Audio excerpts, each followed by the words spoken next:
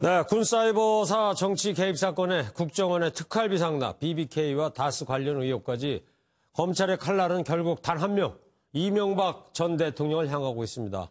사회부 법조팀 이도성 기자 나왔습니다. 자, 이 기자, 다스는 누구 겁니까? 예? 이 질문의 대답이 어느 정도 나온 것 같은데요. 다스는 이명박 전 대통령 겁니까? 네, 사실상 검찰은 이 다스가 이명박 전 대통령의 소유라는 결론을 내렸다고 볼 수 있습니다. 네. 앞서 보신 것처럼 검찰이 삼성의 소송 비용 대납을 제3자 뇌물이 아닌 단순 뇌물로 보고 있다는 것 자체가 다스가 이 전 대통령의 소유라는 걸 전제로 하기 때문입니다. 예. 재산 관리인을 비롯해 측근들이 줄줄이 불려왔고 또 구속까지 되면서 이 전 대통령에게 불리하게 돌아가고 있습니다.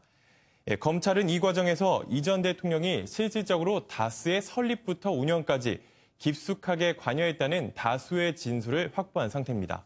그럼 이명박 전 대통령 조만간 검찰에 불려 나오게 되는 겁니까? 근데 아직 그렇게까지 보기는 어렵습니다. 이 전 대통령 소환에 앞서 통과해야 할 관문이 남아있는데요. 바로 이 전 대통령의 아들인 시영 씨와 친경인 다스 이상은 회장입니다. 예. 네, 이상은 다스 회장에 대한 수사는 어느 정도 진행이 됐고 현재는 이시영 씨 소환을 위한 보강 수사가 진행되고 있는 것으로 보이는데요.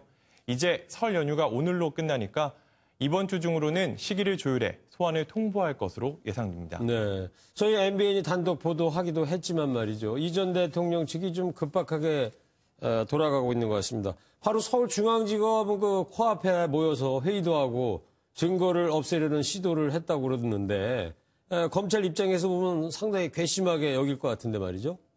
네, 다스 전무를 맡고 있는 시영 씨가 영포빌딩 지하에서 수차례 비밀회의를 연 것으로 확인됐죠. 예. 영포빌딩은 이번 수사를 담당하고 있는 서울중앙지방검찰청 바로 앞에 있습니다. 직선거리로는 200m 정도인데요. 정말 코앞이라고 할 수 있습니다. 그렇죠. 시영 씨는 검찰 조사를 받은 직원들에게 계좌 현황에 대해 진술했는지를 캐묻고 또 미리 삭제했던 파일을 검찰이 되살려낸 것을 듣고는 크게 화를 내기도 한 것으로 파악됐습니다.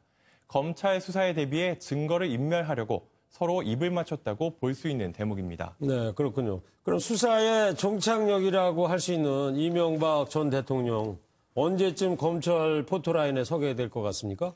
네, 우선 평창 동계올림픽은 끝나야 할 것 같습니다. 네. 앞서 설명드린 것처럼 이번 주와 다음 주 중에는 시영 씨와 이상은 회장을 부를 것으로 예상되기 때문인데요. 여기에다가 오는 6월 지방선거 출마자의 공식 사퇴일이 다음 달 15일입니다.